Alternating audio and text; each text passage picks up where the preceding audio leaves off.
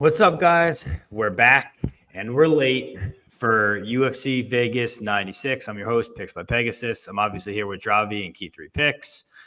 So Dricus looked fucking horrible and still figured out a way to win. At what point does the fade come on this guy? At this point, I don't know. What do you guys think? At one point are we fading Dricus? I mean, I've learned my lesson a long time ago. Punches him. I've learned my lesson a long time ago, bro. The last time I tried to fade him was against Darren Till. I said, all right, I'm done. So, yeah. Yeah, the guy's a winner. I told you guys last week. He's just a winner. He found ways to win. And, yeah, you got it You done. know who else? You know who else is a winner? Ricardo Ramos. He's also a winner. And it was just me on an island with Mr. Ramos taking that win. I was just wondering when they're going to cut Josh Kulabau because he's going to get cut now. 0-3. I don't know if they're gonna cut him, to be honest, because he's still a fun fighter. Maybe they give him like a short notice chance or something. Maybe one last fight. I don't know. I don't know if that was the last fight on his contract. He should have stepped in and fought the Buzukia, the Albanian Buzukia. Let's see. I already did the intro. All right, let's get right into this. We're not going to waste anyone's time. First fight of the night is Wang versus Victoria Leonardo. Wang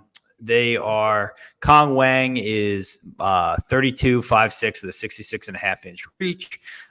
Victoria Leonardo is 34, 5'5", 64-inch reach. The odds in these two girls, Wang anywhere from minus 1,200 to minus 1,000.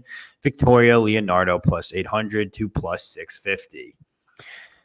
Key, we all know you like a lot of Wang, so tell us, why do you like Wang?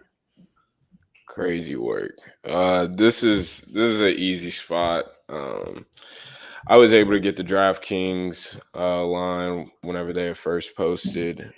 Me and my community played 10 units minus 198 all the way through minus 355. I think that's what it settled at. And then parlayed her all the way up to minus 800, minus 600, minus 800. Some of my guys used to fillers. This is an easy spot. This is a give me fight. Most people aren't familiar with Wang until this week, but most notably, people are going to talk about the Shevchenko kickboxing win that she has. But this girl's a real deal. She's coming along a little bit later in her career. I believe she's 32 now, but she's mean as hell. And to see that type of aggression in women's MMA is just rare, one. And then two, the physicality that she has just is unreal for this weight class. I think that she's an absolute dog. I think that she's a top 15 girl right now, relatively easily, if I'm being completely honest. This is a setup spot. I also recommend it for anybody who missed out on the max bet that we had on DraftKings. KO, fight ends by KO at plus 200 was up on Bet Online. KO, ITD at minus 145. I think that she does absolutely whatever she wants to Leonardo. So yeah, Key Lives won't at least speak English. But yeah, so this is a Wang spot. Give me all the Wang in the world. Pause. All right, what do you got? Yeah, I mean, bro, some people are going to try to make a case for Leonardo this week because maybe the price is a little bit wide, UFC debut and everything. But, I mean, if you watch the tapes, you're going to tell me how this girl win. I can tell you. I honestly can't. I don't know how she could win this. Maybe, I guess maybe one get injured, maybe something like that, or just shit the bed for a UFC debut. But that's really a mismatch to me. And I mean, also she's, how can I say that? Leonardo, like, she used to be tough. That's her skill set. Like, she's tough. But recently, I mean, Natalia Silva's my girl. You guys know that, right? But she's not really a early finisher like that. Like, she's not finishing people early that easily, So, and yeah, that fight just showed me that their durability seems to go for Victoria.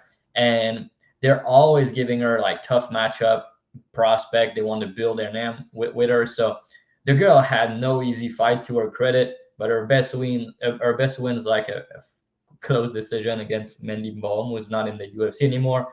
So yeah, I don't rate this girl. I think she's pretty bad. She doesn't look to be into the game anymore. If you look on her Instagram, and yeah, I just think that Wang, like the striking difference is insane here, and Leonardo just block punches with her face. She also loves to block head kick with her face. Erin Blanchfield, we kind of, me and Key and even Peg, we all faded her last time out with Manon Fiorot. Shout out to her. She's going to fight for the title soon.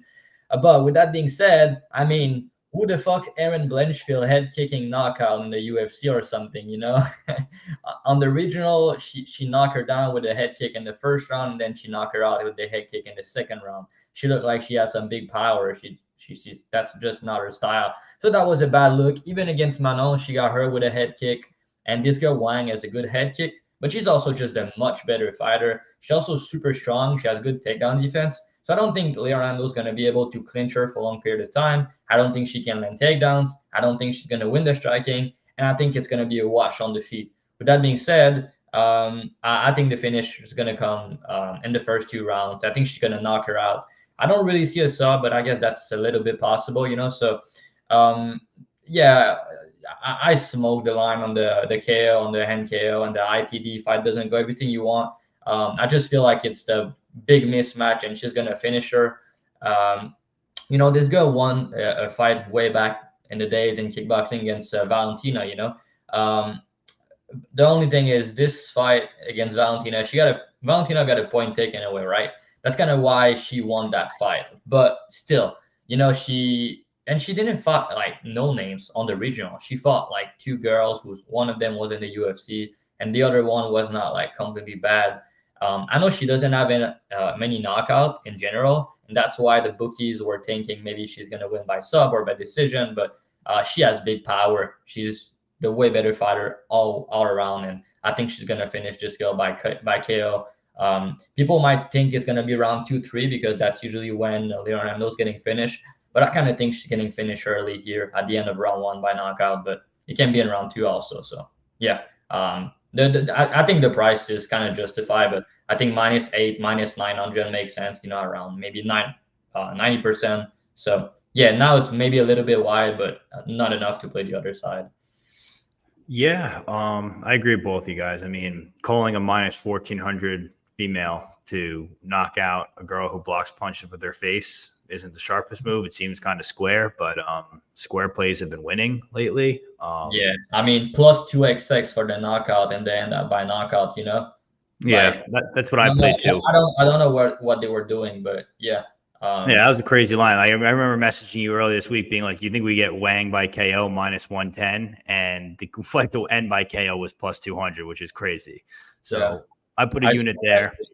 We're going to smoke the KO prop all week. Yeah, I think she finds the KO. I mean, I don't think she's live for a sub at all. I guess a little bit. We've seen her in some of her other fights. Yeah, she has some submissions. She's a decent grappler for a kickboxer that level, So, and I guess she could just hurt on the feet and then get the sub, but.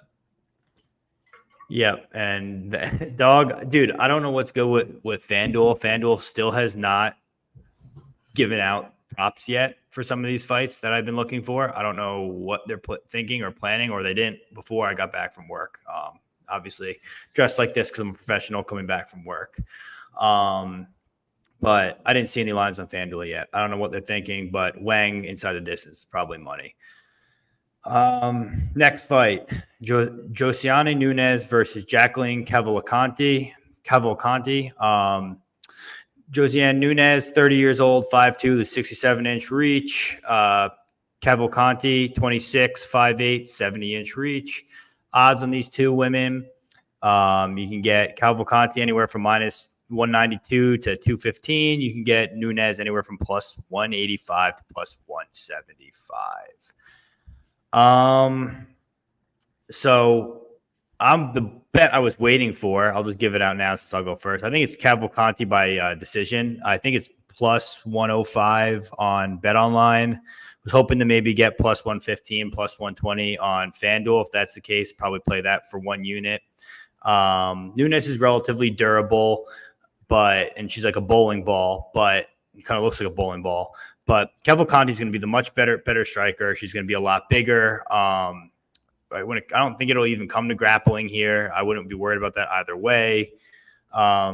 We saw clips this week, I think, on her Instagram of Cavalcanti. She's working on her ground and pound too. I don't think she really gets this fight to the ground, to be honest. I think she just wins a kickboxing match. She should style on Nunes. Cavalcanti throws most of her strikes straight. Nunes, on the other hand, throws everything looping, kind of, self-explanatory. Looking at Nunes, I don't think she's ever been finished, so I don't really think we have to worry about that. Plus, it's low-level girls MMA. That's my breakdown. Play Cavalcanti. Minus 200 seems fine, but like I said, I'm probably just going to play the decision prop just because it's a girls fight. The decision prop's minus 120 right now. All right, well, I'll find it. I'll get it on commercial for plus 105 or whatever it comes out as. Key, what do you think? You're supposed to be the low MMA guy, WMMA girl guy. Do it. Go. Yeah, I bet Cavalcanti early at plus 100 on DraftKings. She ended up even coming out on Bet Online. Smoking openers, Key. Smoking openers. Real professional. Hey man, it's honest work, somebody has to do it. But in all seriousness, this came out at like minus 125 on Bet Online. It settled there for a little bit too. And so we played that on Bet Online too. I think that this is an obvious spot for her. Nunes, while she's slightly fun, I think that she started to take, and it's sad to say, too high of a level up in her UFC career.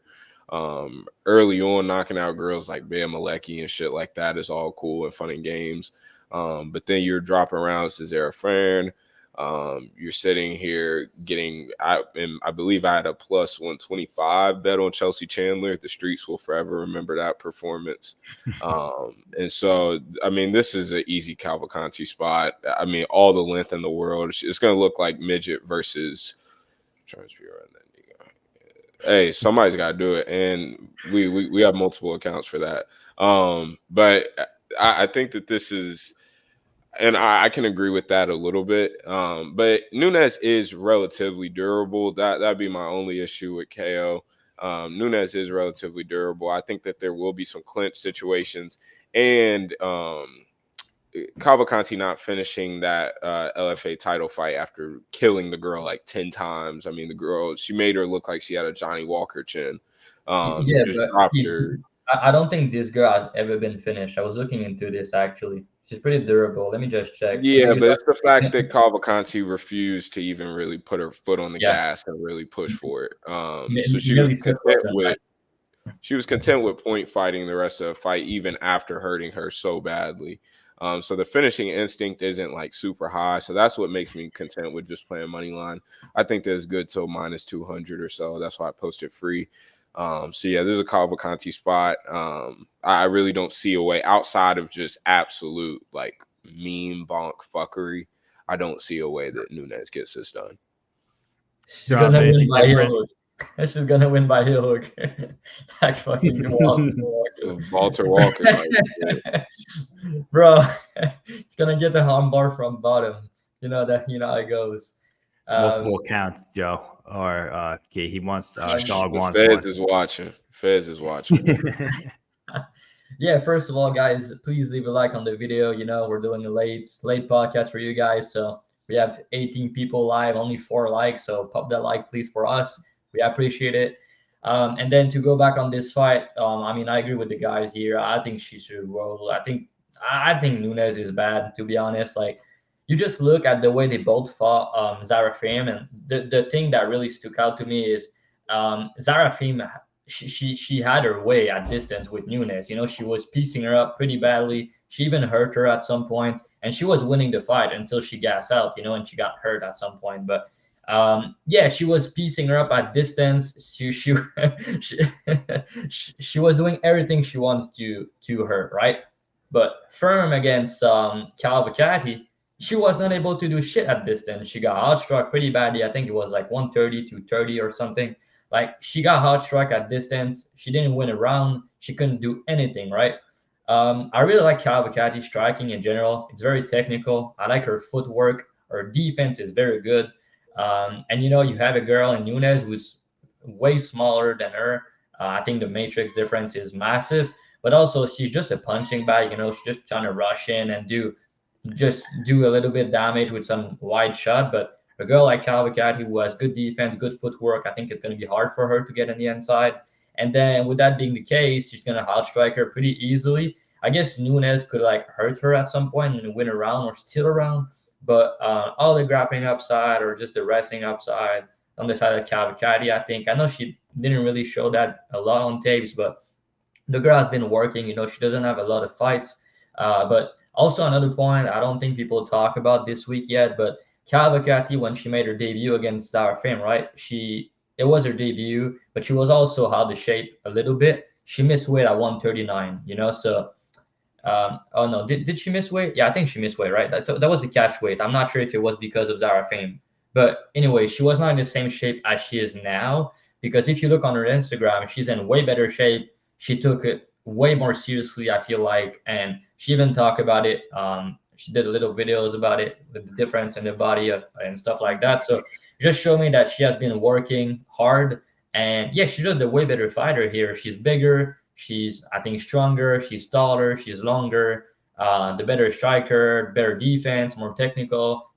Even the cardio, I think, is better. So yeah, I think she should be around 70 to 75% here. So I posted her at -185 to win 2 units. I feel like it's a pretty good spot here. She's just a way better fighter, and she should win this at least 7 out of 10 times. So yeah, and for the KO, I play her KO against Ferrum. It was +200, and then it's +1000 the fight after. So I think the market of correction on the KO prop is a little bit big here. I know Nunes is durable, but she get hurt in fights, so I think the KO can be live. I personally think she win a decision, but I think the KO prop is worth a shot or something. So yeah. All right. But we just got to go back one because I missed this. Tapology doesn't have this. One of the tough fights that we missed is this will be a good one. Ziggy Mantas Ramaska versus Nathan Fletcher. I think I killed that.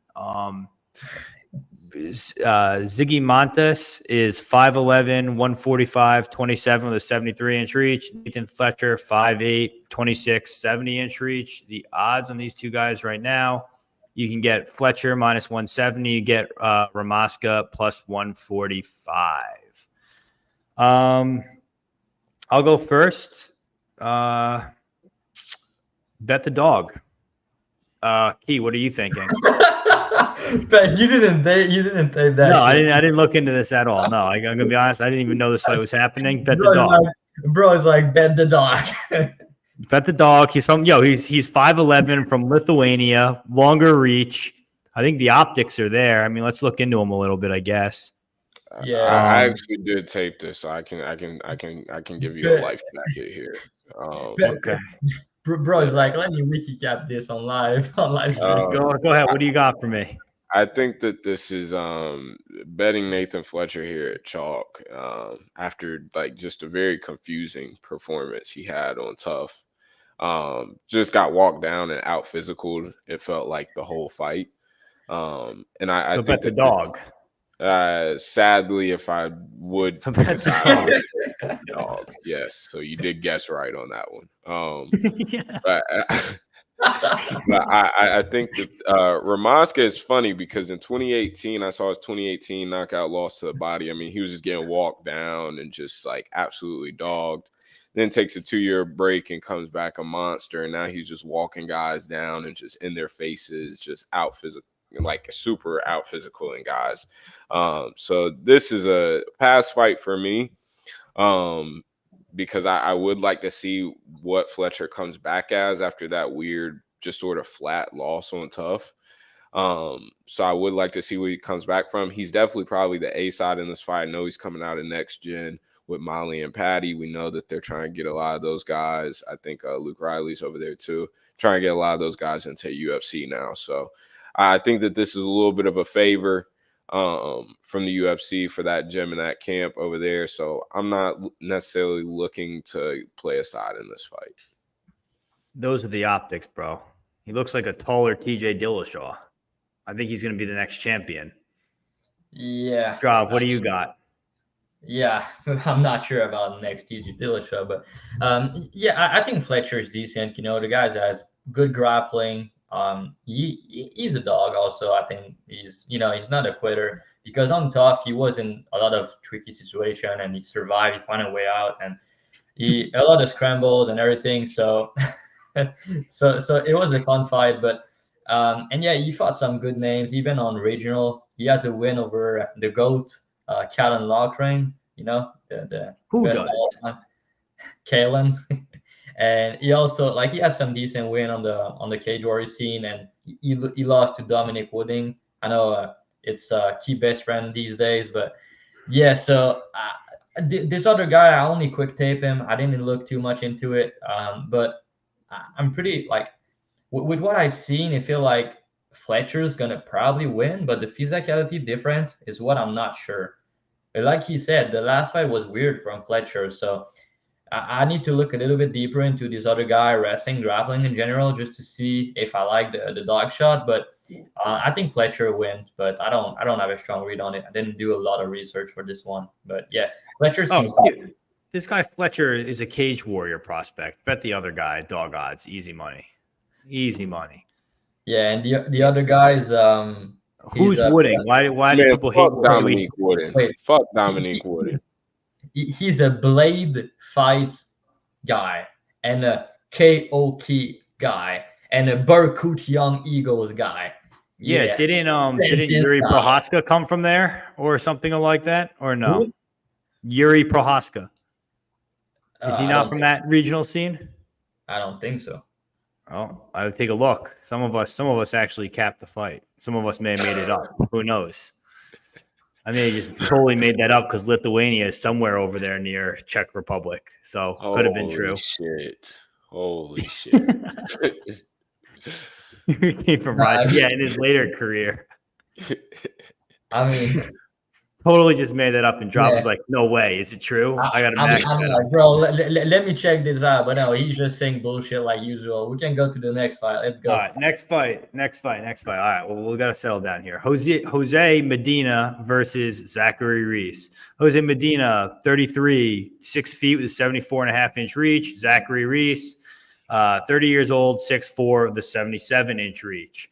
So Medina is the guy who – I'll go first here. Medina is the guy who got his ass kicked so bad on Dana White Contender Series that, yeah, I think Droppy needs a Silky too.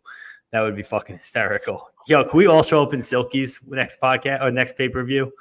But besides the point, I think we're going to do that. That's a great idea. So we're going to bet the dog here. Is that what you're about to say? No. Listen. So Medina, so people say like cab driver. Medina was actually a cab driver in Bolivia before he got the call for Dana White Contender Series. Got his ass beat so bad, Dana gave him a contract. Now he's fighting a guy in Zach Reese. Everyone remembers Zach Reese, right? Zach Reese is a guy who, looked good on Contender Series, got a first-round sub, comes on, fights Cody Brundage, gets slammed KO'd. He didn't look good on Dana White Contender Series. Gets slammed KO'd at minus 300 by none other than by the people's champ, Cody Brundage. Goes in and fights Julian Marquez, where I bet Marquez here. He's a plus 125 underdog against Marquez. And I'm thinking like, yo, this guy is like, what does Julian Marquez should be the better striker, should have the jiu-jitsu to keep up with him, gets smashed by this guy, Zach Reese. Now we're making Zach Reese minus... Where is his? I think over his odds. Now we're making Zach Reese minus 550 against a guy who doesn't really get finished unless by sub. That being said, Zach Reese by sub, I think, honestly, Medina has a pretty good chin. I don't see him quitting to strikes. You're probably going to have one of those guys to finish him. You're going to have to sub him. Being from Bolivia, got to assume he probably doesn't have that good of a grappling game. He doesn't really seem like it from tape. His wrestling is not that good. I think Zach Reese, if he gets him down, will probably be able to do whatever he wants to him. I think that's probably his most likely path to win. If this fight, we don't really have any tape on Zach Reese of him going past round 1, so we don't really know how he's going to do in rounds 2 or 3 if he gasses himself out. I'd like to take the hope that he has the cardio to go 15 minutes because we know a guy like Jose Medina actually does. I think, if I'm not incorrect, Jose Medina is actually coming down in weight for this one. Yeah. He fought 205 in Contender Series. Now he's coming down to 185. He'll probably be in better shape. Yeah, he's in good shape. He's in good shape. If you look on Instagram, he's taking it seriously. Look like so. I kind of think like I wouldn't blame anyone for taking I don't know. I want to say I wouldn't mind taking a dog shot here, but especially late round props maybe because we just don't know how Zach Reese's cardio is. But I think if Zach Reese can get him to the ground, he'll probably find a sub. Zach Reese by sub is my prediction, and that's plus 195. What do you got for us, Dravi?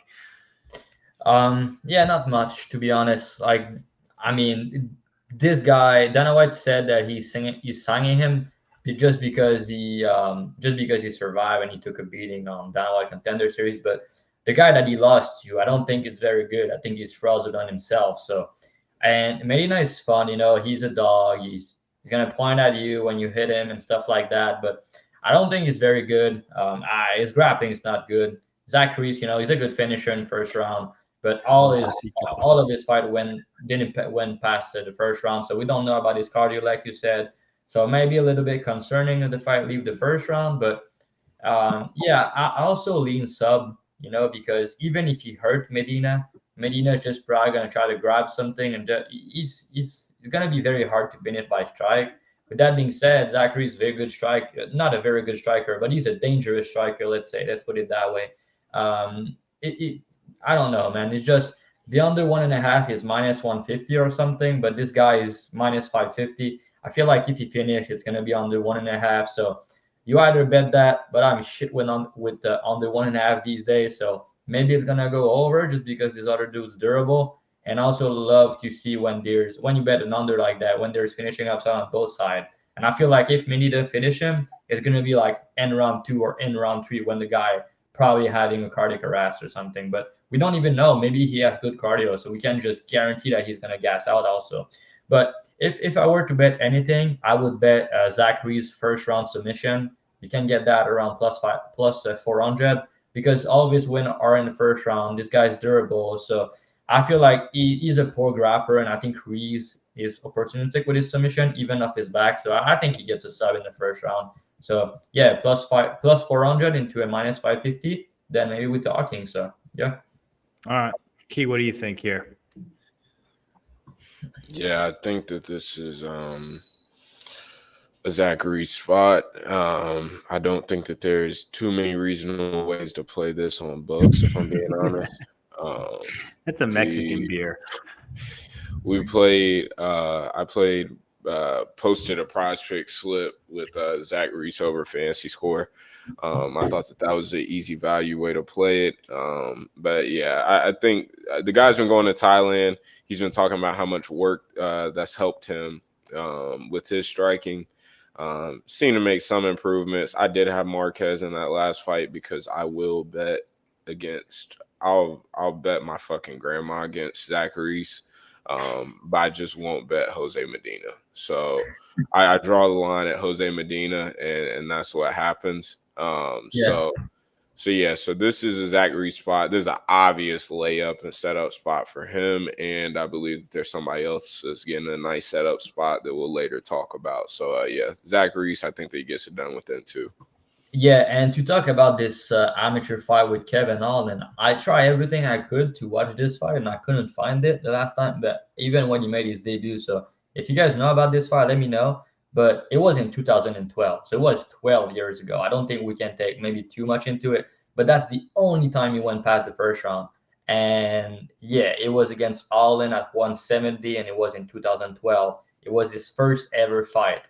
And even Allen was 1-0 as an amateur. So, oh no, my bad. He went into round 2 in his last amateur fight. I think I watched this one. I didn't watch it back, but it's basically 5 minutes or so because he finished him at the end of round 2, kind of in amateur. So, yeah. I ain't watching amateur shit, bro. I mean, I wanted to watch it at first because it was his only round 2 fight, so that's why. But I watched it for like the Marcus fight. I didn't run back. But I remember his cardio was like fine, but he fought no adversity, so he's doing whatever he wants. So Okay, right. Next fight, Vyacheslav Borshchev versus James Llontop. Slavakos is 32, 5'11", with a 69-inch reach. James Llontop is 25, 6 feet with a 73-inch reach. Odds on these two gentlemen, you can get Slavakos anywhere from minus 211 to minus 225. You can get Llontop anywhere from plus 181 to plus 195. Key, I'm going to let you go here first because I think you don't like one of the guys in this fight. And I think it was me versus you. I was on Llontop. You were on someone else, and the fight got canceled. Or was it the other way around? I can't remember. I think it was the other way around. I had Llontop against Gabe Green. Gabe Green. I had Gabe Green. That's right. I'm not proud to say that either. This is to me, this is I'll pass completely because Llontop isn't some power puncher, but you don't have to be a power puncher to wobble Slava, apparently. The guy it's a shame that he has like zero durability and zero grappling. Because offensively, boxing, I think that he has some of the cleanest hands in the sport. I mean, the way that he was piecing up Sadikov was absolutely, and I think I had a plus two something ticket in that fight. We had them together. And I was very happy with that ticket. And he absolutely, I mean, the combos to the body, I mean, he just beautiful boxing on display. But then after that, I mean, shit just completely falls apart for the guy. Getting bonked by Chase Hooper, absolute meme shit. Though? Is Chase Hooper the truth now? Yeah, get the fuck out of here, bro. Get the fuck out. I think he might be, dude. We can't keep doubting him. No. I mean, bro. I think he has been improving since he moved up a weight class. I think that was good for him. But also, Kiani, I think you need to point out the fact that he was worried as fuck about the grappling. So sometimes you don't see shots coming because you're worrying about the takedown.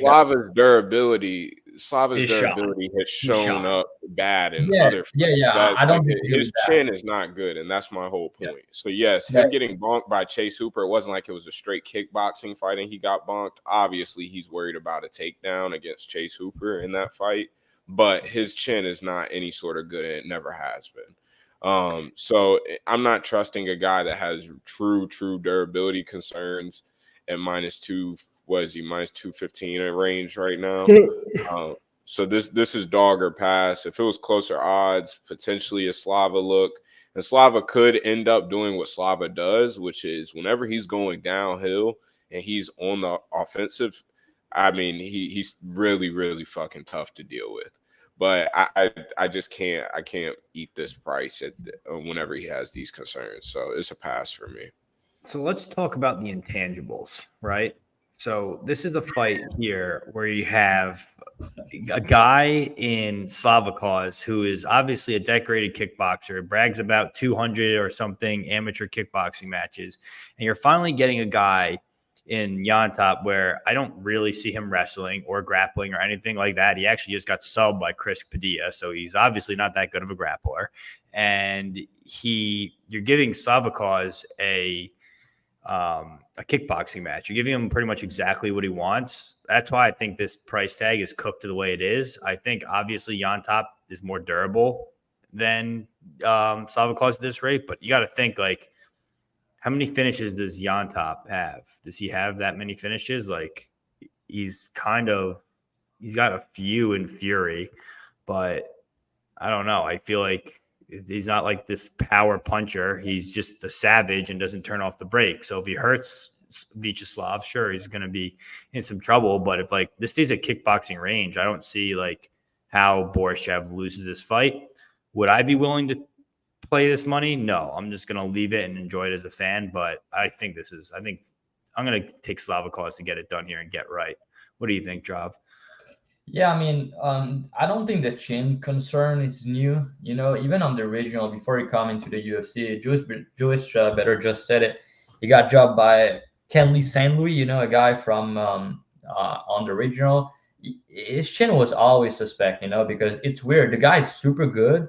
I think his chin is sus for sure, but the guy's not a quitter to his credit. He's a dog for sure. I mean, this Sadikov fight, he fought for all over pennies, but he can get dropped and he can get hurt. I think that's what Q was trying to say. His chin is questionable, and in a fight like that against a guy who's just gonna swing at him, maybe he can look good until he get caught type shit.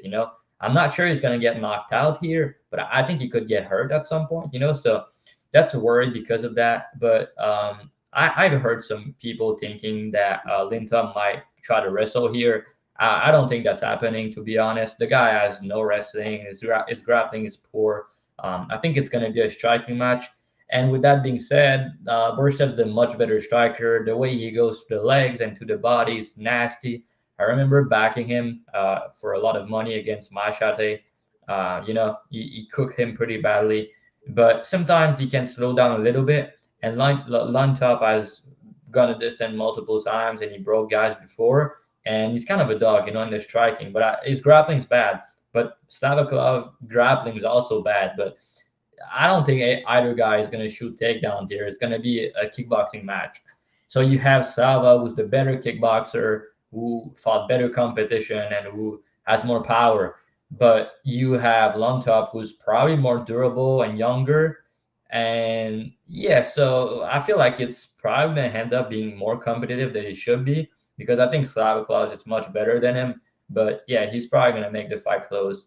I can't really get to a price like that. So if I had to bet anything, I would bet Llontop around -200. But considering the level of competition difference and the striking difference in the technicals aspect, I think Slavakov is going to win, and I'm going to pass on the fight in general. Okay. Next fight, Dennis Buzukia versus Francis Marshall. We have Dennis Buzukia. He is 26, 5'9", with a 70-inch reach. Francis Marshall is 25, 5'9", with a 72-inch reach. Odds on these two gentlemen right now, you get Francis Marshall anywhere from -145 to -155. And you get Dennis Buzukia +125 to +122. Drav, I'm going to have you go first here. I mean, me personally, I'm one of these people that can't bet this guy Buzukia. If I tried, when I bet on him, he loses. When I bet against him, he wins. I can't really pick a side here. I really do think Francis Marshall's the clear side here. I think he's probably the better all-around fighter. And I kind of have more. I think he has more upside here, but that could also be me being totally wrong, and Buzuka's going to knock him out. So, I could be completely wrong. What do you think, Drav? Yeah, I mean, shout out to Marshall for his last fight. Dogarian +160. It was good money, but yeah, I like what I've seen on Instagram for Marshall. He took a year off or something since his last fight. Yeah, so he got beat up by Dogarian pretty badly, right? A bad beating then in the first round. Then you take a year off. The guy is super young. He's 25. You take a full year off. He goes to ATT and he trained with a lot of good people, So, and now he has a short notice opportunity after that. He's like, oh, give me that fight. So, and the other things also is the guys, if he lose this fight, it's going to be 3 L in a row. Maybe his job is on the line. So if he's taking that fight, I feel like he must be pretty confident. And I think it's because of the way Woodson had his way in the grappling against Buzukia. Yeah, first of all, this Saralongo gym with Merab and Sterling, I think this gym's so overhyped. I don't like it at all. Like, people did the same. Watch your mouth. That's a New York gym, so watch it. But continue. Yeah, I don't like it. People were hyping Gorimbo up 2 weeks ago because he's from that camp. He's gonna make improvements. The guy got fucking. Gorimbo, you mean Grigorgo or whatever his name is. Gregorio, yeah, whatever. Don't disrespect Temba Gorimbo. No, the king of 170. Nah. but yeah, I mean, I just don't like this camp overall. I know people are kind of high on this camp. I'm just not. Good fighters, but I don't think that the people who are training there are good necessarily. And Buzukia, I don't think he's that good, but I think he looked better against Matthews. The guy has decent footwork. He's an okay striker. He's normally pretty durable. The fact that he got he got knocked out like that by Jamal Hammer. That was bad look because Hammer's good, but he's not knocking out people like that. So that was concerning a little bit. But yeah, so they both fought Connor Matthews, right? And they both Buzukia finished him, and Marshall kind of cooked him as the fight goes on, and he won a decision on the White Contender Series. But I really like Marshall, like pace, pressure, and grappling in general. I think the guy has some upside overall, and he's decent striker. So at the right camp with the right game plan and the good vitamins, I think he has some potential. And he needs a win here, you know. So he needs a win. So yeah, I kind of think Marshall's gonna get it done. But Buzukia can have success on the feet. You know, Marshall's very hittable. I think Buzukia footwork is better. So yeah, it's also Buzukia is the guy on the full camp. And based on oh no, they switch it up. So it's featherweight. I thought it was lightweight for some reason because at first it was listed as a lightweight fight. So Marshall's gonna need to cut weight in you know, it's like a week notice or so, maybe even less than a week. So yeah, but I think he win. But the line's what? It's minus Marshall's He's minus 145 plus 125, but they're saying Yeah. it's at 155.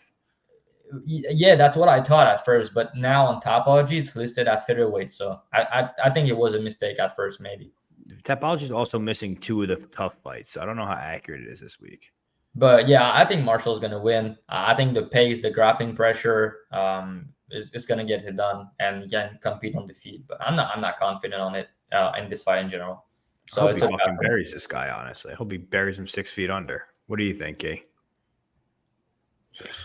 This is a shitter fight. I draw the line at low-level men's fights. I only bet low-level women's fights. So this is a shitter fight. For instance, Marshall, I mean, for the commentary booth to like dick suck him and talk about, oh, he's with Kurt Pellegrini, he's just so good and he's good everywhere, blah, blah. The guy seems to be mid everywhere. I like the move to ATT. He obviously seemed in need of training partners and real coaching. I mean, has the tools, seems to be a tough kid, seems to have good cardio. But I refuse to be laying, what is it, minus 140 on a guy that I don't believe has like real traits. And at this level, I need something. I need something to hold on to that translates to the UFC level, and he doesn't have anything for me that translates. So, and Buzukia is like literally damn near the same thing, just Albanian in New York. So yeah, I'll pass. Yeah, I'll say though, training with Gamrot and Dawson, for his style of pace, pressure, and grappling, I think it's going to be good for him to train with these guys, you know, because I think this guy cardio, pace, pressure, and grappling is very good, and he's a dog, like you said. So training with Gamrot and Dawson for this type of fighting and training partner, I think it's a good mix, you know. So yeah. Yeah, like I said, give me minus 125 and I'll bet Frank Marshall. Other than that, I ain't betting him. We need minus 125. Nothing more, nothing less. Next fight, Edmund Shahbazyan versus Gerald Meerschaert. Guys, drop us a like and a subscribe. We're going into the main card now. We'd appreciate it. Edmund Shahbazyan, Gerald Meerschaert. Edmund Shahbazyan, 26'6'2" with a 75-inch reach. GM3, 36'6'1" with a 75.5-inch reach. Shahbazyan's anywhere from minus 280 to minus 290. Meerschaert's anywhere from plus 240 to plus 220. Let's be real. Edmund's going to knock out GM3 in round 1, right? That's the breakdown. That's it. That's the show. There's no way that GM3 comes in here, actually gets him out of round 1, wrestles him, makes him tired, makes him quit, knocks him out in round 3 for round 3 by KO plus 4,500, right? GM3 round 3 plus 4,500. Anyone interested? Yeah, no, I like sub better than KO actually. Sub 2-3 for GM3, you know. It's kind of a system play with him sometimes. I feel like Edmund kind of defends the subs and easily quits the TKO strikes. So like, yeah, you heard that in the podcast this week. I heard the exact same thing. I mean, it's true. Is it not true though? It is true, but the guy that he said that I finished him by ground and pound. We're talking about Fluffy and Imavov, who has a nasty ground and pound. And who the fuck GM3 ever ground and pounded like that? Nobody's, because he goes for the sub. He wants the sub. So I get that if he's dead as tired, he could potentially get him out there with the KO in round 3, but I really don't see it personally. Let me just see his last fight, right? His last wins, my bad. Sub 2, sub 3, sub 3, sub 2, sub 1, sub 3, sub 3, sub 2, and then KO2 it was back then in 2017, So the guy has just been winning by sub 2-3 almost all of his UFC career. That's the way he wins. His striking's okay, he has decent kicks. His chin's not good. He can get cracked early, and that's usually how he loses. You get cracked early and you get hurt and you get finished by KO. And what Edmund does, he's a power puncher. He's an athlete in round 1. He's super athletic and he's a very good striker. So, and he's nasty in the first round. Almost all of his win are first round knockout. Let me just check. First round knockout. Oh, second round knockout. First round knockout. First round knockout. First round knockout. Then his last decision was in 2018. So the guy is just a monster in the first round with the KO. And we have GM3 who needs to go deeper into fights and then get the game going and get the subs. But what happened when Edmund gets out of first round? He tends to break. He's super breakable and he's slowed down. His cardio is not very good. So a guy like GM3 whose game is to break people as the fight goes on, and a guy in Edmund who's trying to kill someone in first round and then get broken as the fight goes on. I don't normally do this, and I'll give you guys out for the podcast or for the sake of the podcast this week. I play Edmund KO1 for a unit, and I play GM3 sub 2 and GM3 sub 3 for 0.5 unit on each round, right? So I think more often than not, if GM2 win this fight, it's going to be by sub 2-3, And I know Edmund has never been submitted, but again, I don't see a KO for GM3 because he doesn't have the same threat of the ground and pound like Fluffy and Imavov. So I think it's a sub 2-3 if he wins, and you have some nasty numbers on it. But if Edmund get a KO in the first round, you can get around plus 200 for that. You still profit around a unit on it. And if GM3 get the sub 2-3, you're making a bag. So that's the way I play it personally. Edmund could end up going slow and trying to, not push himself too much in the first round and trying to conserve his energy. But if he does that, I just feel like in the round 2-3, it's not going to end up well for him because of GM3 grappling. I don't think GM3 wrestling is very good, but if the guy is tired, he's going to take advantage of it. That's just his style. That's the way he fights. So, yeah. Yeah, I agree. If he doesn't knock him out in the first round, I don't think he's going to knock him out. I feel like if he doesn't, maybe early round 2. But, Edmund has more decision equity for sure. I think he's going to be the one doing more damage. And I think Edmund's going to win the first round at a high clip, But GM3 has some house to, win round 3, almost finish, and then he doesn't and still lose a 29-28 decision. I don't think GM3 ever won a decision in the UFC, if I'm not mistaken. I don't think he ever. Edmund didn't either, but GM3 never. So both of these guys never won a decision in the UFC since 2018. Crazy, right? Yeah, no, he's 2-5 GM3 to the decision.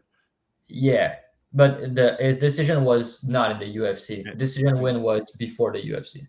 Yeah, but Shahbazyan's 1-1, but Shahbazyan has 11 KOs. I don't know. I think Shahbazyan finishes this fight. I don't know. Yeah, that he's minus 300. He should knock him out in the first round. GM3 has been slowing down lately. That's like the most likely outcome is Edmund getting a first round knockout. So that's why I'm play both. Play Edmund KO1 and then play GM3 sub 2-3. Yeah, I like it. I'd rather just play I'm waiting for the FanDuel to drop it, but I'll be on Edmund round 1 with you. Key, what do you think for this one? Yeah, I think Edmund boards him. If we thought that the Joe Pyfer speed difference was crazy, and I understand Edmund is no longer the golden boy, and people love to hate on him at this point, but the guys that he's losing to, and Fluffy, real contender at this point, Imavov, we just saw what he did to Cannonier. Hermanson, we just saw what he did to Pyfer. Brunson at that time, matchup nightmare and great wrestler. So I mean, the guy is losing to nothing but real competition, like title contenders. And I get it. There's plenty of holes in his game, and that's cool. And I think that his durability has sort of left him because he was sort of reacting badly to shots against Dobson that in the Yeah, he got past hurt. Yeah. he would not have gotten wobbled by. So I think that he is aging. He's going to age badly in this game.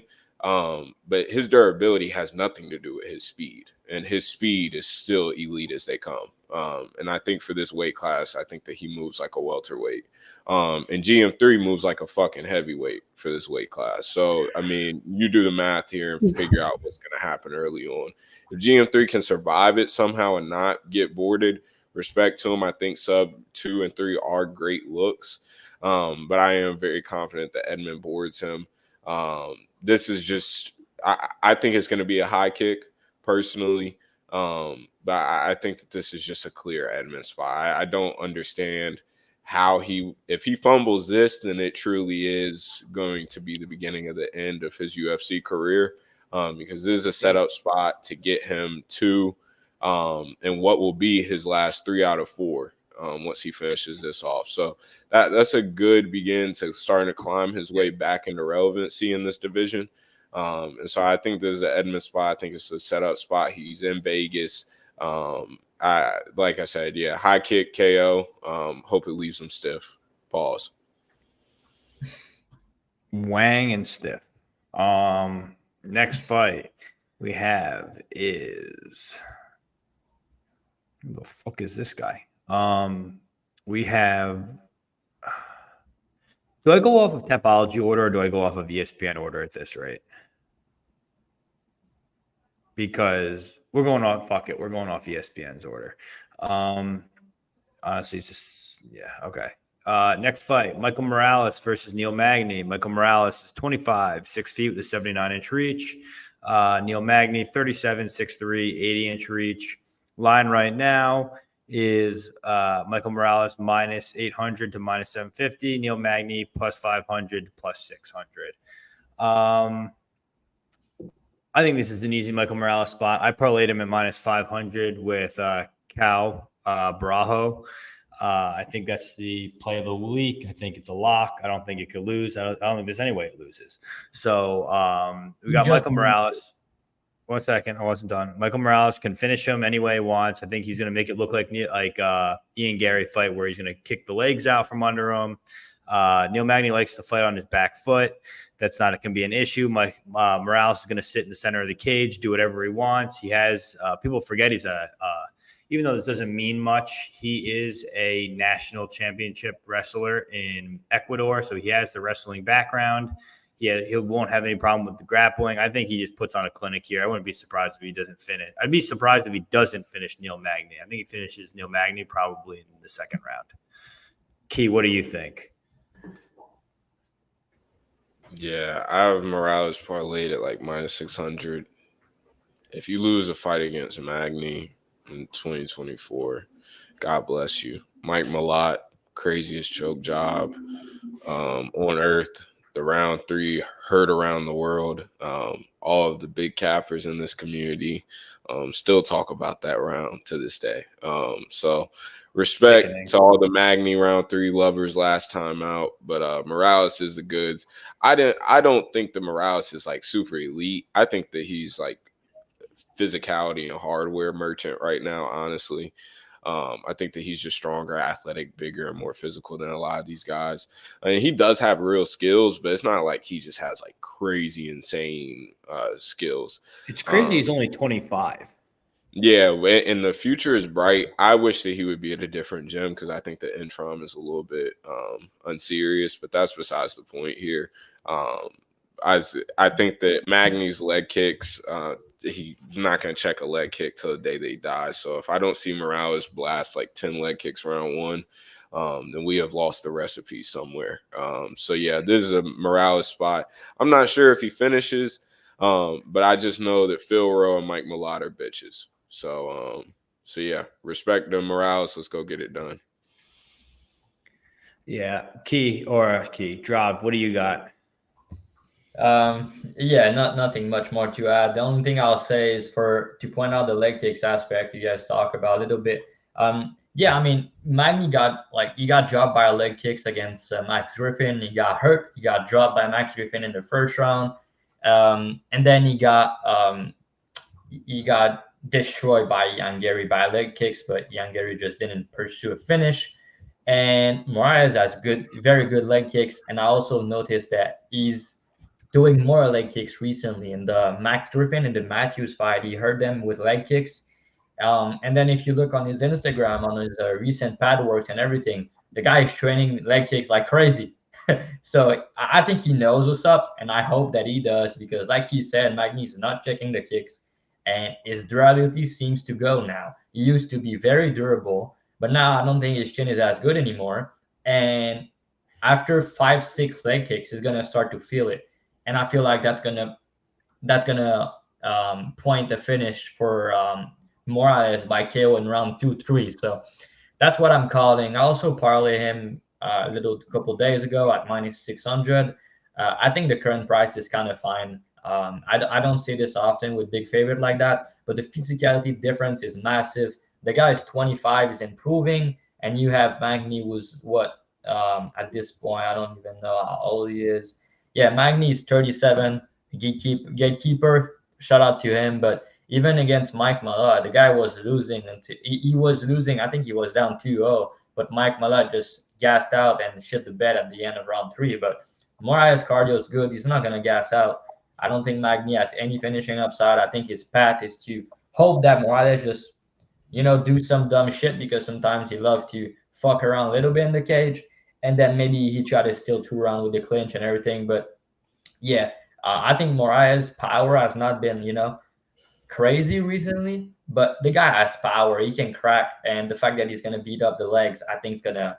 And if he won, he can wrestle and he can grapple easily. So all the wrestling upside, I think he has all the finishing upside. He's 12 years younger. He's the prospect. He's the undefeated guy, and yeah, I think he can. He could also submit him, I guess, but the price are very bad for it. The guy has only 1 sub on his resume.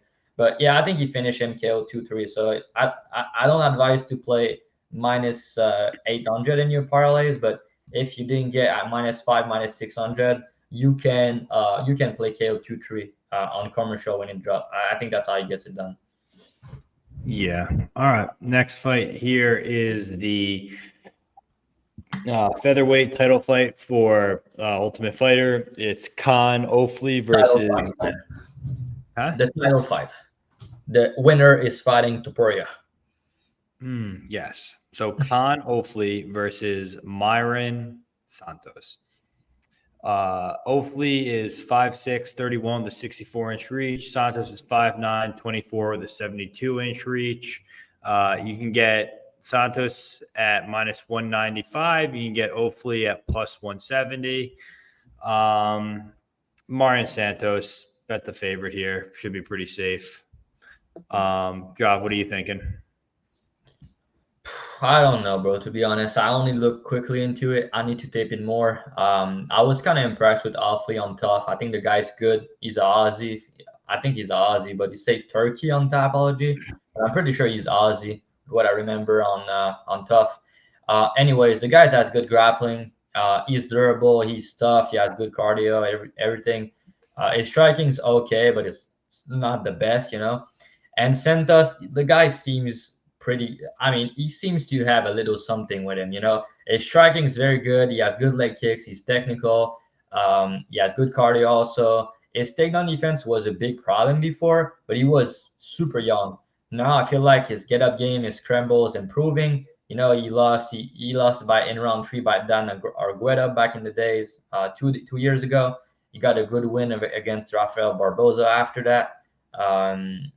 Yeah, so I just feel the guy. I mean, the guy is only 24. Like, he has a ton of upside. He's also going to be bigger and longer here. And yeah, I think he's the rightful favorite. But the price kind of, the price is not good enough for me to play him. I think the price makes sense right now, so I don't think there's any value on it. But I think he win and probably by decision. Yeah, I just bet on him because he's taller, honestly, and he's got longer reach, and he's younger. Seems pretty intangible, if you ask me. Key, what do you think? You just bet on him? No, I just told everyone else to bet on him, though. Respect. That's elite capping. Elite cap. What do you got? I don't Did think you tape this one? No, I didn't tape this one fully. I did watch their tough fights, but Myron seems decent and seems good. I mean, he's definitely a good striker. He just had some underwhelming. That last tough performance was just super underwhelming. I mean, that's a guy that I thought they should have gotten out of there, and he just didn't. Hopefully, does all the right stuff. Seems hopefully it seems to do all the right stuff. It seems like this will be a very competitive fight. I can't see either guy looking like some crazy wide favorite here. So for that reason, at these odds, it's a pass for me. And there is one tough fight that I think there's a clear side in, but we'll get to that a little later. All right. Next fight is Next fight is another. This one I think we actually all looked at. It's Ryan Loder versus Robert Valentin. Let's see. Sorry about that. This is the 185 Ultimate Fighter fight. Ryan Loder, 33.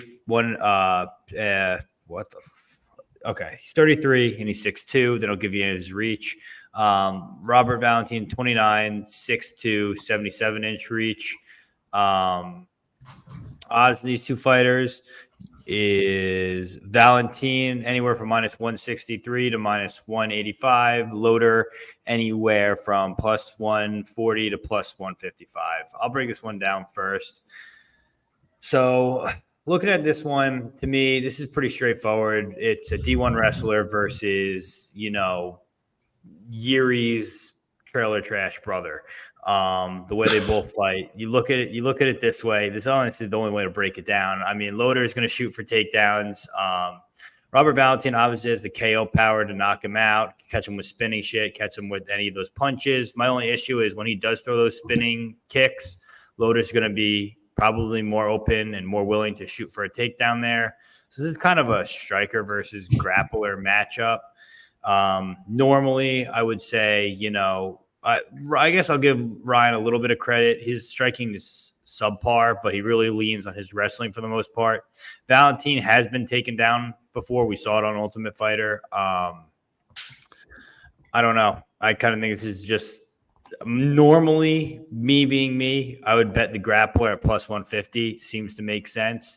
But I don't know. Something tells me this guy, Robert Valentin, kind of gives me, like I said, Yuri's stepbrother vibes, and he's probably going to knock this guy Loder out. So I'm going to take Valentin by KO. What is the line on that? That is +500. Yep, that's the bet. That's the one. That's for me. Yeah, good point. I almost missed that. The interview about Valentin taking mushrooms and thinking about it. D-Rod and Joe Schillings talked about this years ago. That's the key to winning MMA fights, is taking mushrooms and seeing your victory. And by the way, Peg, Loder KO is +500. Valentin is still good, but it's +400. So you missed it too. No. Valentin KO is +500 on Bovada, +500 on DraftKings. Oh, okay. I thought you were talking about Bet Online. I didn't know the. I don't care. Listen, I'm a real handicapper. I got many books. I go where the best line is. Okay. Tell him, Peg. Okay. So go ahead, Drav. You give the next breakdown. Who do you think wins this? I think we're all on Valentin, to be honest. I saw Key gave him out as a free pick. So what do you think, Drav? Yeah. I also liked him. You seems to like the wrestler at first, the other guy. But it's funny you say that, because Valentin's a grappler normally. He's just developed his game, and his striking has come a long way. But his game is more grappling. the guy's just, he's a madman. He's a crazy guy. He has big power. He has very good submission. He's active off his back. He's gonna try to finish the fight in any minute. He doesn't care, right? So his takedown defense is not the best, and that's what people are gonna refer to all week. That Loder's D1 wrestler, he could get takedowns and blah blah blah. Yeah, Valentin has been taken down on tapes. I saw the tapes. I went a lot way back in his career, but I think he has been improving recently. I don't think his takedown defense is that bad as what people are saying, and also his get-up game is good. He doesn't really accept bottom position for a long period of time, and when he gets back up, he's gonna try to hurt you, and he's gonna try to kill you, and he's gonna try to steal the round. I love to see that. I also think that he has the better cardio of the two. I gave him all the finishing upside, to be honest. I think he can win by knockout. I think he can snatch in by sub. And I also think that Loder, maybe he can get takedowns early, but I don't like his cardio. He slow down as the fight goes on. He become way too sloppy. I think he's still too green in MMA, Valentin, he fought better competition also. And if you only watch Tony Green versus Ryan Loder, you're gonna max bet Valentin. So don't only watch that fight, but the way he got dropped, he got hurt, he was looking sloppy and tired in round 3 and everything. But even on tough in the third round, he got kind of clipped in round 3. He's an okay striker. It's not terrible, but the way Valentin is just different, man. The guy is just trying to finish the fight at any time, and his ground and pound is nasty. If Loder do a mistake when he's tired and end up on bottom for more than a minute, I think he's getting finished. And then if you try to get back up or shoot the sloppy takedown, he can get submitted. So I think Valentin can do a lot of mistakes in this fight and still win. And I think that Loder need to fight a perfect fight for at least 2 rounds and then survive. But give me the guy with all the finishing upside, who has more ways to win, who has the better cardio, who's way more dangerous. And yeah, I also like what I've heard from Valentin in the interview. Not the mushroom part, but he said this guy's a fighter. No, he said this guy's an athlete. I'm a fighter. So yeah, I like this guy. And also narrative wise, the UFC won this dude. I'm pretty sure. They don't really care about this Loder wrestler guy. And I mean, you have also Valentin, who has double the pro fights with better level competition, and he's 29 compared to Loder, who's 33. So yeah, Valentin at first, when I saw Tough, the first episode or 2, I knew this guy has something. The way he trained, his mindset, his will to win, he has that dog in him. I love that, man. I think he's gonna win by finish. I'm not sure KO or sub. I think he can be both, and I also think he can win the decision based on doing more, based on hurting him and doing more damage. So the price is minus 160 now. I think it should be minus 230 to minus 250, to be honest. So yeah, you guys can still play him at the current price, and also like inside the distance at around plus 150. I don't like Loder. I know he's a popular dog. I know he's I know people like him as a dog this week because of the wrestling upside. But even when Valentin getting wrestled, he's still almost finishing these guys when he get back up. Even the fight that he lost against Milan in 2019, he almost finished him late as the fight goes on. Yes, he does mistakes. Yes, he can be taken down. But yeah, I think the guy's special. I think he has a shit ton of upside in the UFC, to be honest, at this level. And also the fight against who I think it was a rear naked choke, right? I think it was Panini. No, I'm not sure which one it was. But anyways, he was on his back. The guy was trying to choke him. He was trying to because Valentin has also very good scramble. It's gonna be hard to hold on, right? And this guy was trying to choke him, and then Valentin just he scrambled back out of the position, and he's like, now that's my turn. He jumped on his back, he snatched his neck, and then he choked him out pretty bad, and the squeeze was tight. So yeah, I think this guy's special, man. I think he gets it done. I think there's still a lot of value on the line. Key, you got anything to add to that? Yeah, I agree with a lot of what Drop said. Valentin, he's just some guys. I texted Drop while I was watching tape, and I had said, "This guy's a That's martial weird. I never artist." got that text, but okay, whatever. But I texted Drop, And I said Valentin is a martial artist, and I was like, Loder is still a wrestler in MMA right now. And even if you think and you watch some of the backstory to Loder and stuff, I mean, the guy was coaching college wrestling, and then picked up MMA, got talked into taking an amateur fight, and then from there on has been training. So it's not like he's this lifelong martial artist that he's just been continuing even after his college wrestling career, that he continued in combat sports or anything. The guy picked it back up. He's still an athlete, still a good athlete at that. But I mean, this guy's dying in round 2 and round 3. I mean, he's gassing badly. And in my opinion, if he was against any other stiffer competition, he probably loses a couple more of these fights and doesn't have the record that he has right now. Valentin, he's gonna get up. He went from getting bonked to getting off that submission against McCrory to get in the semifinals of tough. And I think that this guy's just a madman. And it was very telling to me because usually with a lot of these guys that we see, they're just madmen like this and just super violent. They're usually apes. But it was very telling to me that this guy, a lot of his teammates on tough were choosing him to be their corner man. And he was giving real advice too, like real coaching. One fight specifically, he was talking about knees up the middle, and the guy next round finds a knee up the middle. So it lets me know I'm super into intelligent fighters, guys that are watching tape and they're paying attention. And he seems to be one of those guys, and mix that in with him just being a violent human, it seems, against a guy that I don't think will have a pulse in round 3. I think that he's going to be completely in cardiac arrest. And Valentin's going to make him work. So if Loder's win path is 15 minutes of top time, and that's what translates for him at this level, then God bless him and God bless all Loder bettors. But I genuinely cannot figure out why anybody is betting Loder at these odds. I think that this is a clear Valentin spot. And Loder just does not have enough tools for this level. I mean, even past this fight, if he were to somehow fluke his way to a win here, even past this fight, he does not have upside at this level. He just doesn't have the tools, doesn't have the skills. I think that the community's dicks get hard every time we hear Division I wrestling. But they're like, come on. I mean, let's get real here. This guy isn't fucking Habib. Like, so this is a Valentin spot. I'm glad to play him. I might end up adding if this line gets any lower. I'm probably going to end up adding. So yeah, Valentin. Yeah. I think Dogfather makes a very good point. I think that's a very big part to MMA is the spectrum factor. We talk about intangibles a lot in this community, and that's one of the intangibles. It didn't work for Steve Erceg, though. It's crazy. No, it did not work for Steve Erceg. Steve Erceg got murked, but he'll be back. Don't worry, he'll be back.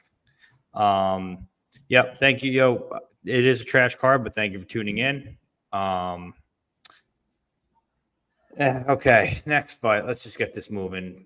A co-main event. Angela Hill. Our co-main event of the evening is Angela Hill versus Tabitha Ricci. This may as well be Key Super Bowl, a low-level girls MMA co-main event. Angela Hill, 39, 6'3", 64.5-inch reach.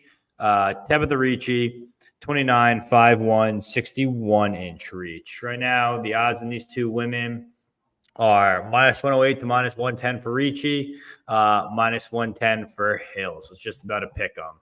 I'll go first. I think I like Ricci here. I said it earlier in the week. I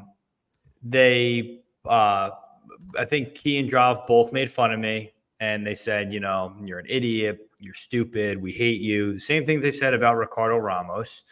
And you know what? I think they're wrong, and here's why.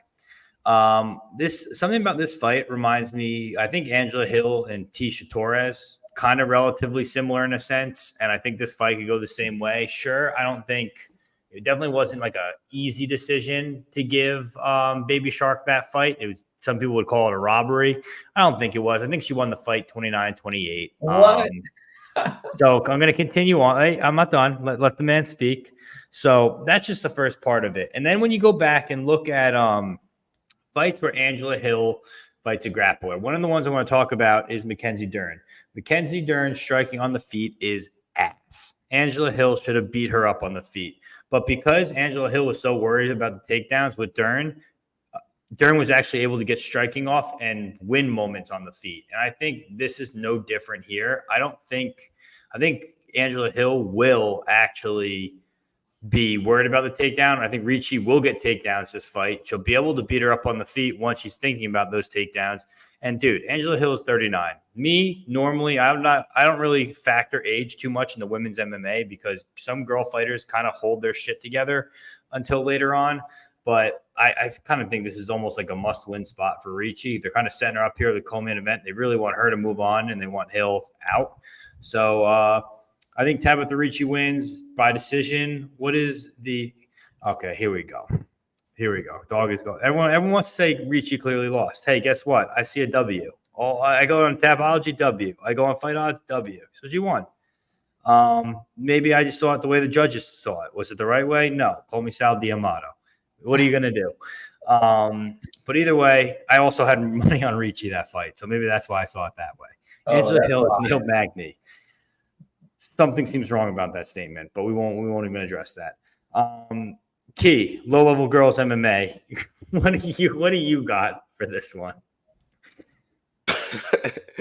I think that this is sadly a Ricci spot just because even whenever she loses, she wins. They tried to give her the Loopy fight. I had a Loopy bet at like -122 there the last time Loopy will ever get any of my money. And they tried to give her that fight, and I thought that Loopy clearly won there. And the Tisha Pennington fight was even more of a clear win for Tisha, in my opinion, and they still gave Ricci the fight.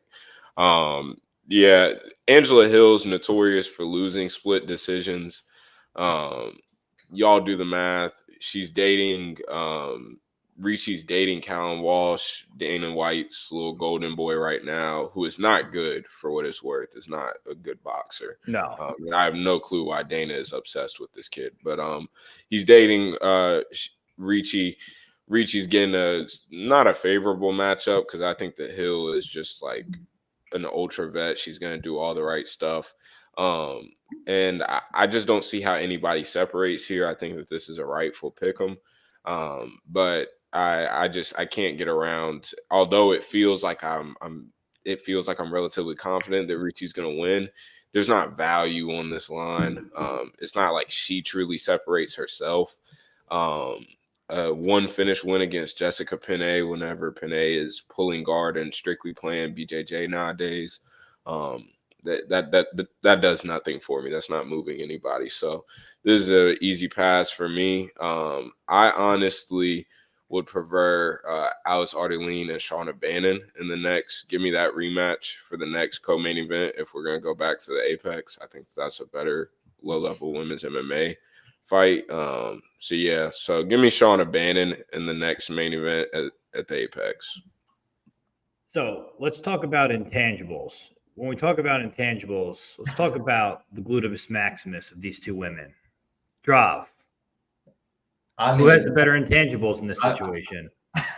I mean, that's an easy question, bro. Everybody's simping on Ricci like every time she fights, but the only thing I've actually never looked at Angela Hill, so let's go check this out. Go ahead, keep going. The only thing I'll say is Ricci, I think, has been improving. Her striking has been looking better the last year or two. Her footwork in general, her footwork is decent. But Ill's going to be the better striker here, no doubt. And her takedown defense and submission defense has been looking better as of late. I know she's 39, but she looked better in the last 2-3 years. I think she's making improvements still, and she's not washed, I don't think, and she's super durable. So not a hot take, but I think the fight gonna go the distance. I think it's a decent parlay piece to do the over 2.5, but now the line's not good enough. It's -500, but it was like -4, -450. So either girl by decision if you like one of them. +125 is not bad. You can probably get +135, +140 on commercial. And Peg, You need to watch tape, not that type of tape. But I shouldn't have had to dig this far down in an MMA fighter's profile to find that, and that's how you know there's a clear answer here, and it's Ricci. yeah, but anyways, I feel like probably the narratives on Ricci with her boyfriend and everything, and even if she's in close fight, judges like her. They're giving her a split decision, and he's known to go to split decision in her career. That's what she's known for.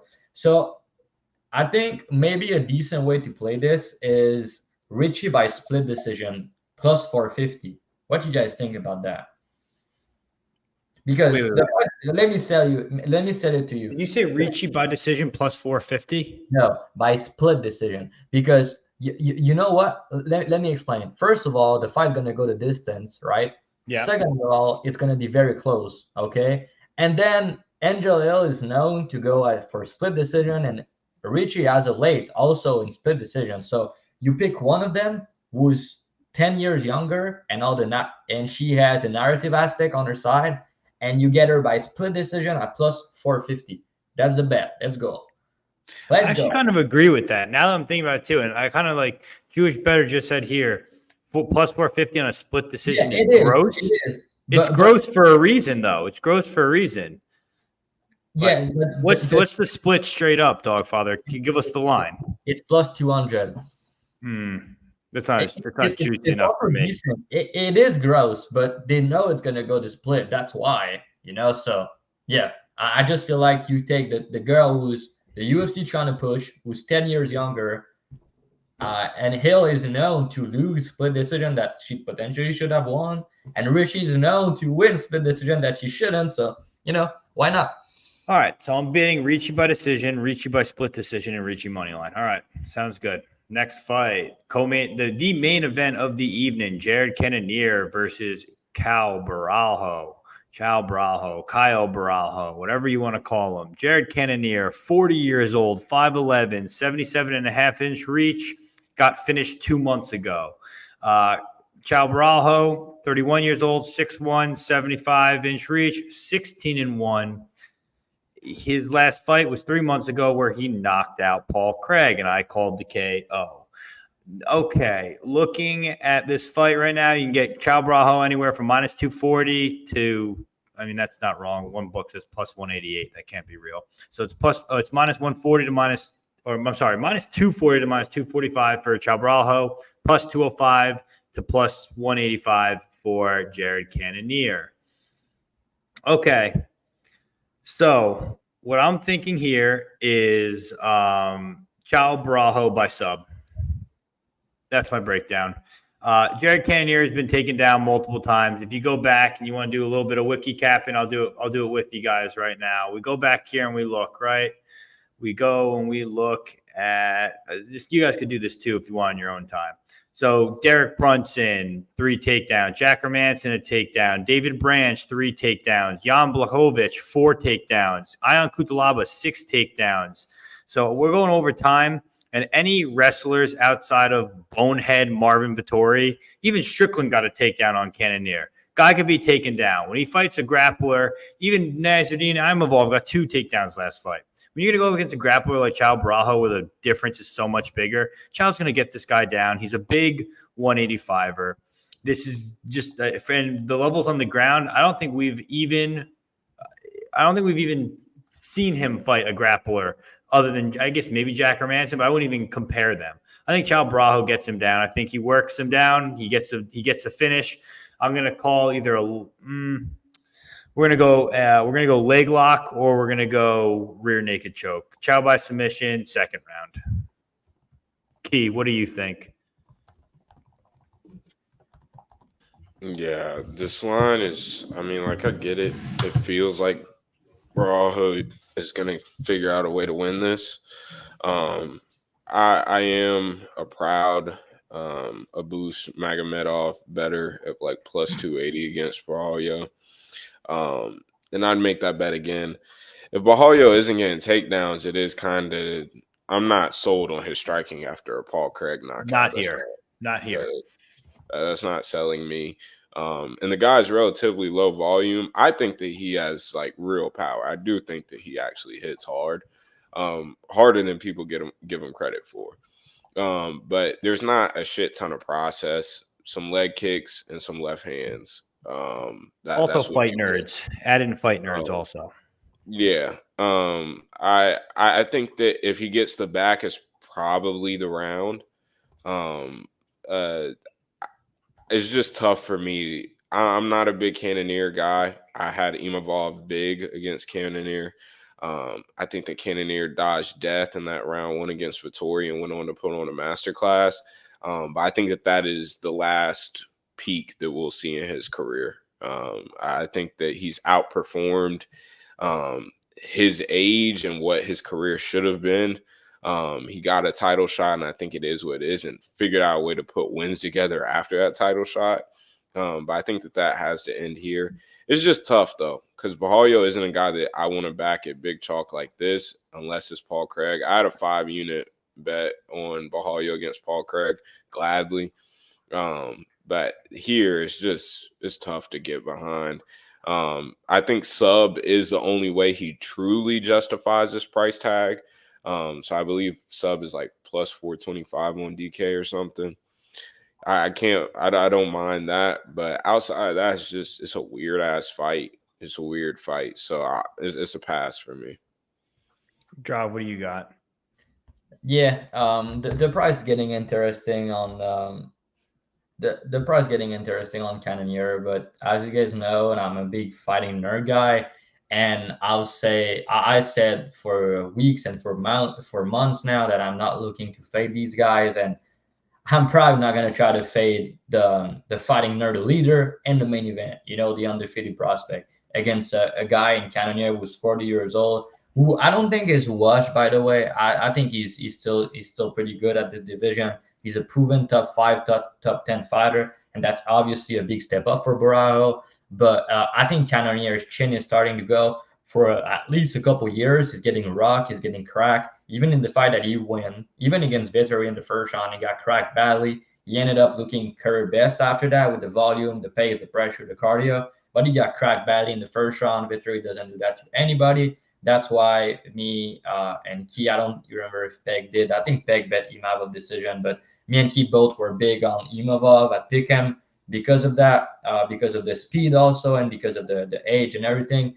Borralho's not as good of a striker as Cannonier or even as Imavov, but he has some tricky footwork, tricky stance with the karate stance, and he has decent power, nothing crazy. And obviously, he's a good grappler. Cannonier has never been submitted, but the way he gets taken down, he gets his back, like he gives up his back a lot. And I think a guy like Borralho, watch tape a lot, gonna try to take advantage of that. My only problem is he's not really a good finisher normally. He's normally trying to, win the minute. He's positioned over submission, and he didn't finish guy who were gas out like Abuz Magomedov and like even who else did not finish? Even Petrosian, he's the much better grappler than him. He didn't finish him. I feel like Cannonier is probably going to be able to survive, and it's probably going to go over. But I can see Cannonier getting rocked. I can see Cannonier hurting Borralho at some point. But I think Borralho's chin is pretty good. And yeah, you have the guy who's Walmart Gompus. My God. I gotta send that to him. Yeah, you said she would look minus 500, right? You said some dumb shit like that. Okay. Who won't go he's like, bro, we're not gonna get into that was the dance. Okay, we're gonna just forget this one.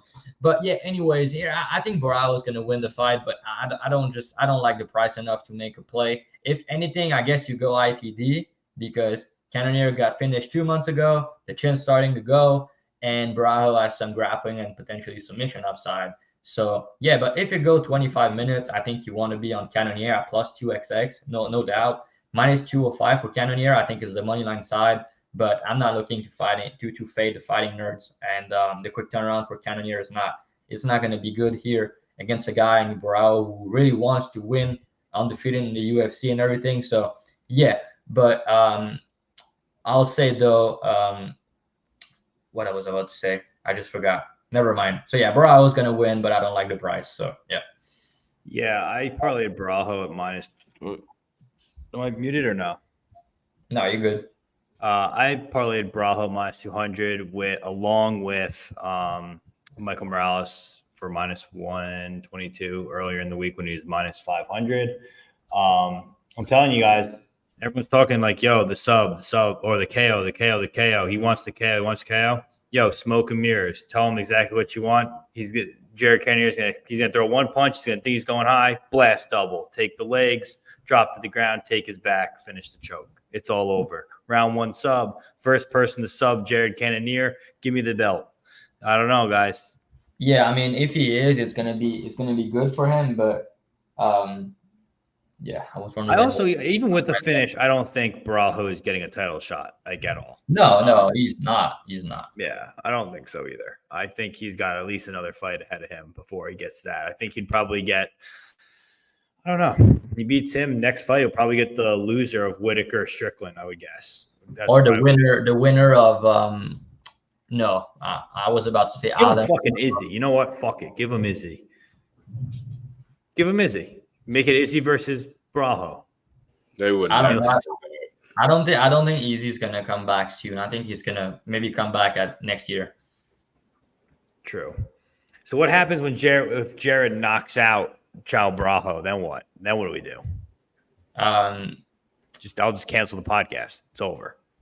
I mean, he could clip him. Borralho's hittable. But the thing I was about to say, the cardio for the 5 rounds. You know, we've seen Cannonier go 5 rounds. We didn't for Borralho in the UFC. But I watched back one fight that he went 25 minutes. He looked good, but the other guy didn't really give him anything. It was against Wildemar Santos, right? It was in 2020, so that was 4 years ago. He went the distance, was 5 rounds. So yeah, the guy was 7-0 at the time. He's 10-4 now. But yeah, he didn't really fight adversity too much in that fight. But he went 25 and he looked good doing so. So yeah, but because in the UFC, I think he has some sketchy round 3 at times. So you know, Cannonier is not gonna gas out. So yeah, I was just wondering this a little bit, but. How death gases? I don't. Well, where's this narrative coming from that he has gas issues? Like, I don't remember ever seeing him having gas issues. Yeah, he slowed down. He has a sketchy round 3 against Petrosian. He looks tired. Even against Muradov, he looked a little bit tired in round 3. And even against Abus, Abus was gas out, but he didn't push to finish him. So yeah, I don't think the guy's a gasser. Don't get me wrong, but his cardio is a bit sketchy in round 3 sometimes. But he's not gonna cardiac arrest, I don't think. But that might be the new meta, though. Look at DDP. DDP looked tired after round 1 against Izzy. No, DDP always like that though. He always looked tired, but he's fine. You know, just yeah. I figured it out. I figured this out 2 or 3 years ago, so I don't fall into the trap no more. But yeah, DDP, the king of Africa. All right, so let's do this. Let's do the BTL parlay, and then let's get out of here, guys. Thanks for joining us. Like, comment, subscribe. I wish he was smoking cigarettes with Prates. Then he would win by sub in round 1. But yeah. So let's do the BTL parlay. My leg is going to be Marion Santos minus 200. Give me the chalk. It's minus 193. Minus 193. Okay.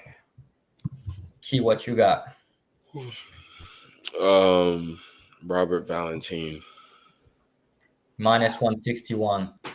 And give me the under 1.5 for Wang and Leonardo at plus 160. Okay, under 1.5 for Wang. Yeah. What's the line on that? Plus 160. So yeah, I just put my big balls on the table, so we get a big juicy parlay, and then we cash it. Your big balls and your little under 1.5 Wang. Got it. Sounds good. Yeah, it's plus 540. No takes on next week's Daniel Connections. I don't know. Maybe listen. If we have a good card, we'll put out something on Sunday night. If Cal wins by sub, we do a Daniel White Contender Series sub Sunday night. Or I'm not doing a Dana White Contender Series until a fucking women's MMA fight comes on. I think that's week 4. Shannon Clark. Yeah, Shannon Clark. You remember her last fight, Key? I think so. Remember? I taped her. I have her in my notes. she choked the girl out, and then she pissed herself. Yeah, the girl pissed herself dude, I do crazy in remember the cage. Yeah. Yeah, but yeah, nah, I'm done with Dana White Contender Series personally, guys. So sorry for that, but yeah, I'm not tipping or doing any research for that anymore. I think it's a shit show. I'm just gonna enjoy it, but no bets for me. All right, guys, that's the show. Thank you for joining us. Like, comment, subscribe. We do it for you guys. We're happy to show you. Hope everyone has fun and laughs with us because it's only getting better. I'm your host, Picks with Vegas. My picks are always in my Telegram. I post them there first. I'm currently not posting on Bet MMA until they reverse my Jenkins round 3 KO prop. Until that happens, we won't be using it. It's a boycott. Job, what do you got going on? I'm just not gonna say anything about what you said, Peg, and I'm gonna act like I didn't hear anything. All right. Yeah. So for this week, I actually have a lot of big bets locked in for this card. It's rare, but when we have card like that people don't really care about, that some fights people are like, I'm not really interested in betting it. That's where sometimes you find the best spot with the best value, and that's where I have my best success. So I went heavy. I have a max bet locked in. I have multiple big bets, and yeah, I'm pretty confident we're gonna have a big event this week. So if you guys want to sign up this week, hit me up on Twitter or Telegram if you need a promo code. I'll give you one, no problem. So you can hit me up for that, and you can subscribe to the club. It's in my bio on Twitter. You can check out the results on BetMMA, everything. But yeah, I'm plus 40 unit this year. I was up I was up plus 60 unit at one point. So I want to get back to that. I want to get back to the plus 100 unit mark. So yeah, plus 40 units still good, but it's not where I want to be. I want to do way more than that. So join now when we're about to go on a run. So you don't want to miss it. Let's get in. Let's catch these tickets. Key. Yeah, key 3 picks. Y'all know the drill. Dub Club Discord in the bio. If you DM me code BTL, I'll give you a special code for your first month in the Dub Club and Discord. Up over 50 units this year. Prize picks, underdog fantasy, book bets, DFS cores, live bets. We do it all in there. A bunch of smart guys in the community, growing community in the Discord. So come over and join some fun with us. This is one of my bigger cards in a long time. So I'm expecting to have a big night and start of a big run. So join in while you can. Hey, where can I get a silky? Fuck you, Peg. We're not starting. I'm gonna look like silky Sean Strickland. It's gonna be great. Deshaun Strickland. Yeah, Deshaun Strickland.